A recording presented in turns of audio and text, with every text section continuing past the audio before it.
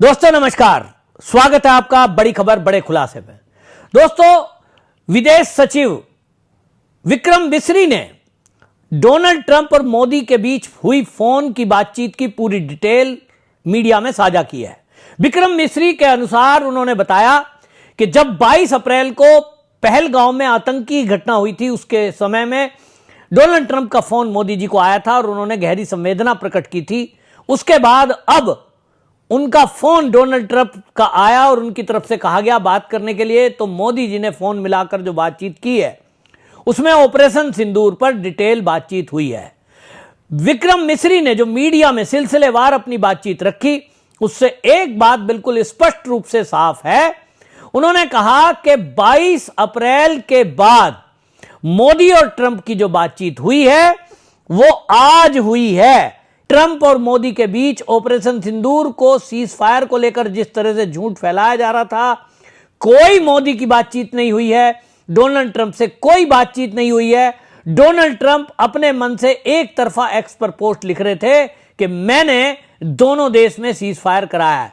भारत सरकार पहले ही कह चुकी है, विदेश सचिव पहले ही कह चुके हैं, सेना के अध्यक्ष सीडीएस कह चुके हैं कि हमने जो सीज फायर किया नहीं है, अभी ऑपरेशन सिंदूर हमारा जारी है। हमने केवल युद्ध विराम जो किया है वो केवल और केवल दोनों देश के डीजीएमओ के बीच हुई बातचीत पर हुआ है, और वो भी पाकिस्तान के डीजीएमओ ने भारत के डीजीएमओ को 3 बार कॉल की, रिक्वेस्ट की, तो हमने वो माना है। एक बार फिर मोदी जी की जो बातचीत है उसकी पूरी डिटेल विक्रम मिस्री ने दी, और विक्रम मिस्री की इस बातचीत के बाद कांग्रेस बैकफुट पर है। जो कांग्रेस हमेशा से मोदी को सवाल उठा रही थी, सोशल मीडिया पर पोस्ट लिख रहे थे, देखिए डोनाल्ड ट्रंप ने एक बार फिर बोल दिया, देखो अब तीसरी बार बोल दिया, देखो अब 10वीं बार बोल दिया।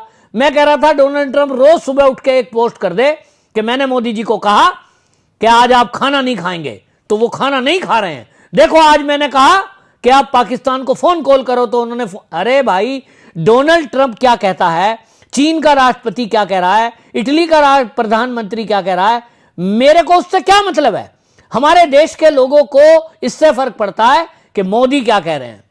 मेरे देश का प्रधानमंत्री मोदी है, लेकिन ये कांग्रेसियों को पता नहीं कौन सी बीमारी है कि इनको विदेश के जो प्रधानमंत्री राष्ट्रपति हैं उनमें ज्यादा विश्वास है। ये जो जयराम रमेश है कांग्रेस का नेता, अब आप सोचिए महासचिव लेवल का है, उसने तो हद कर दी कि वो विक्रम मिस्री की डिटेल पर भी ये कहने लगे कि विक्रम मिस्री ने जो बताया है कि मोदी जी की 35 मिनट फोन पे बातचीत हुई, इसका क्या सबूत है।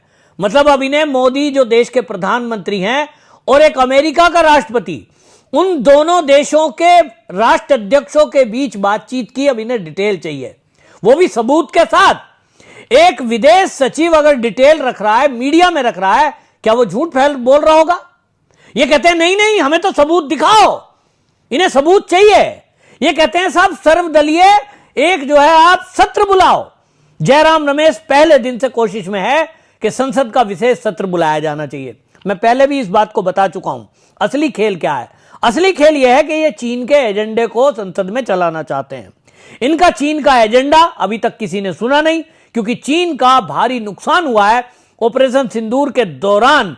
चीन का जो आपको बता दूं कि रक्षा सौदे हैं दुनिया से, वो कैंसिल हो रहे हैं, क्योंकि भारत ने ऑपरेशन सिंदूर के दौरान चीन के डिफेंस सिस्टम को ध्वस्त कर दिया। चीन के डिफेंस सिस्टम को पार करते हुए मिसाइलों से सटीक हमले पाकिस्तान में, पूरे पाकिस्तान में जगह जगह कर दिए, और उसके फाइटर जेट भी मार गिराए हैं। जब ये खबरें आ रही हैं, और अब तो ये भी पाकिस्तान के लोग मानने लगे हैं कि करीब 12 के करीब फाइटर जेट जो है मार गिराए। अब इसके कारण से चीन में पूरी खलबली है, क्योंकि चीन का जो ये डिफेंस सेक्टर है इसको भारी लॉस हुआ है। लोग सोच रहे हैं कि इसके तो फाइटर जेट भी बेकार हैं, इसकी मिसाइल भी भारत का कुछ नहीं बिगाड़ पाई, और इसका डिफेंस सिस्टम भी बिल्कुल रद्दी है। और इसीलिए वो चाहता है चीन कि उसके पक्ष की बात करने वाला कोई हो। तो राहुल गांधी, सोनिया गांधी, ये दोनों तो समझौता करके आए हैं चीन से कि हम आपका ख्याल रखेंगे, आप हमारा ख्याल रखो। बस इनकी यही कोशिश है कि किसी तरह संसद का सत्र बुला लिया जाए। संसद के विशेष सत्र में मोदी के जो भी बातचीत हो, ये तो राहुल गांधी को अपनी बात रखनी है, और कांग्रेसियों को स्क्रिप्ट दे दी जाएगी कि आपको क्या बोलना है, तो वो यही बोलने वाले हैं कि भारत का नुकसान हुआ है। अभी बोल रहे हैं ना कुछ लोग कि 5 फाइटर जेट मार गिराए हैं। सुब्रमण्यम स्वामी को सुन रहा था मैं, कहने को वो बीजेपी का है, लेकिन उसको भी बीमारी हो गई है क्योंकि उसको लगता है राज्यसभा का सदस्यता अब इस बार तो मिलेगी नहीं, तो उल्टा सीधा बोलना शुरू कर दो। अमित शाह पर कुछ बोल रहा है, मोदी पर कुछ बोल रहा है, अपने आप को राष्ट्रवादी कहते हैं, लेकिन राष्ट्र के विरुद्ध किस तरह की बयानबाजी चल रही है, ये पूरा विपक्ष इस बात को लगा हुआ है। अब जिस तरह की बातचीत वो कर रहे हैं, कांग्रेसी ये चाहते हैं कि संसद का सत्र बुलाया जाए और वहां जो है ये अपना चीन का एजेंडा चलाएंगे, क्योंकि ये मांगेंगे सबूत सरकार देगी नहीं, क्योंकि युद्ध का मामला है, सेना का मामला है, तो ये वहां खड़ा होकर राहुल गांधी भाषण देगा और ये कहेगा साहब चीन से भारत डर गया है। हमेशा चीन को आगे दिखाते हैं ना ये तो कुल मिलाकर के ये इसीलिए सवाल उठा रहे हैं। और जयराम रमेश अपने सचिव की बातचीत पर, विदेश सचिव की बातचीत पर भी सबूत मांग रहे हैं। विदेश सचिव जो मिस्री हैं, उन्होंने जो बातचीत रखी, उन्होंने कहा कि देखिए राष्ट्रपति के अनुरोध पर आज दोनों नेताओं ने फोन पर बातचीत की। पीएम मोदी ने राष्ट्रपति ट्रंप से साफ कहा कि इस पूरी घटना के दौरान भारत अमेरिका व्यापार समझौते और अमेरिका द्वारा भारत पाकिस्तान के बीच मध्यस्थता को लेकर किसी स्तर पर कोई बातचीत नहीं हुई। सैन्य कार्रवाई रोकने को लेकर बातचीत भारत और पाकिस्तान के बीच दोनों सेनाओं के बीच स्थापित मौजूदा चैनलों के तहत सीधी हुई है। यह पाकिस्तान के अनुरोध पर हुई है। पीएम मोदी ने जोर देकर कहा कि भारत ने कभी भी मध्यस्थता स्वीकार नहीं की, वह अब भी नहीं करता और न ही कभी करेगा। अमेरिका को बिल्कुल दो टूक है। मोदी की बात तो फोन पे जो हुई होगी ट्रंप से वो तो सीक्रेट है, किसी ने नहीं सुनी, लेकिन जो विदेश सचिव कह रहे हैं, ये तो मीडिया में कह रहे हैं कि ना मध्यस्थता कभी स्वीकार की ना भविष्य में करेंगे। इससे ज्यादा और क्या चाहिए। आगे मिस्री बताते हैं कि राष्ट्रपति ट्रंप ने पीएम मोदी से पूछा कि क्या वो कनाडा से लौटते समय अमेरिका में रुकेंगे। पूर्व प्रतिबद्धताओं के कारण पीएम मोदी ने ऐसा करने में असमर्थता जता दी है। अब आप इसका मतलब समझ रहे हैं। डोनाल्ड ट्रंप दुनिया की बड़ी महाशक्ति है और वो मोदी को इनवाइट कर रहे हैं कि क्या आप कनाडा से आएंगे G7 से तो मेरे यहां होते हुए चले जाओ जी। उन्होंने मना कर दिया। क्यों? क्योंकि वो जानते हैं कि ट्रंप से कोई अभी इस मुद्दे पर बातचीत नहीं करनी। ट्रंप को उन्होंने जरूर भारत में बुलाया और उन्होंने कहा कि आप भारत में आइए, तो उन्होंने कहा दोनों नेताओं ने निकट भविष्य में मिलने की बात की है और ट्रंप को भारत में आमंत्रित किया है और निमंत्रण स्वीकार करते हुए ट्रंप राष्ट्रपति ने भारत आने के लिए प्रतिबद्धता दिखाई है। लेकिन जयराम रमेश को देखिए, ये कांग्रेसियों की पूरी बुद्धि कहां है कि ये आसिफ मुनीर को ले रहे हैं, जो पाकिस्तान का फील्ड मार्शल है। वो फील्ड मार्शल है क्या है? असीम मुनीर। इनको लगता है कि इनका हीरो वही है, उसकी बड़ाई कर रहे हैं। वो देखिए जी सेना डे में जा रहा है, अब कह रहे साहब वो ट्रंप ने लंच में बुलाया है। अरे भैया, असीम मुनीर को, किसी चीन के राष्ट्रपति को, किसी पाकिस्तान के आतंकवादी को अगर अमेरिका लंच में बुलाता है, डोनाल्ड ट्रंप लंच में बुला रहा है, डिनर में बुला रहा है, डांस में बुला रहा है, हमें क्या लेना देना भाई। अमेरिका अपने आप में एक देश है, भारत अपने आप में एक देश है। डोनाल्ड ट्रंप की अपनी बुद्धि और राजनीति है, हमारी अपनी और बुद्धि राजनीति है। वो तो चीन के पास गले लगाता है तो वो चीन से मिलता है, वो जो है उत्तरी कोरिया के राष्ट्रपति से मिलता है जिसको तानाशाह बोलते हैं। तो अमेरिका जो है वो भारत के कहने से थोड़ी चलता है, उसकी अपनी पॉलिटिक्स है। वो दुनिया की महाशक्ति है, वो अपने हिसाब से चलता है। वो पाकिस्तान से मिले, वो सीरिया वालों से मिलता है, वो ईरान वालों से मिलता है, वो तो सबसे मिल रहा है भाई। पिछले दिनों डोनाल्ड ट्रंप ने सीरिया के जो ISIS के आतंकी हेड है उससे मुलाकात की है।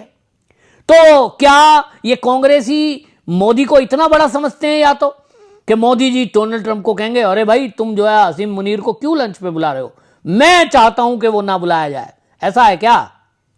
इन कांग्रेसियों की प्रॉब्लम क्या है?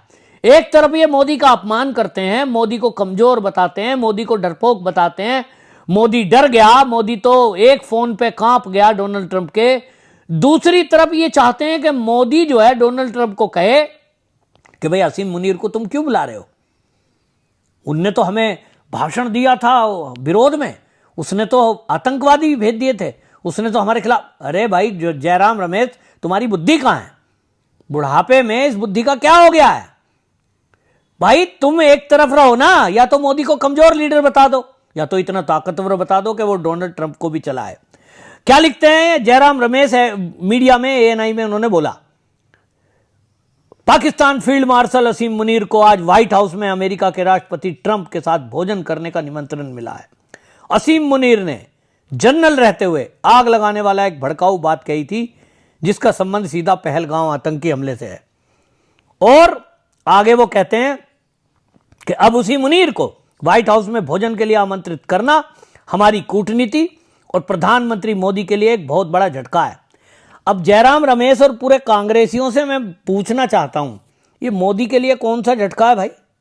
ये झटका तो राहुल गांधी के लिए है, क्योंकि राहुल गांधी का वहां ऑफिस खुला हुआ है, उसके वहां लोग हैं, वो यात्रा पे जाते हैं, उनकी ज्यादा जान पहचान है, आप कांग्रेसी लोग बताते हो।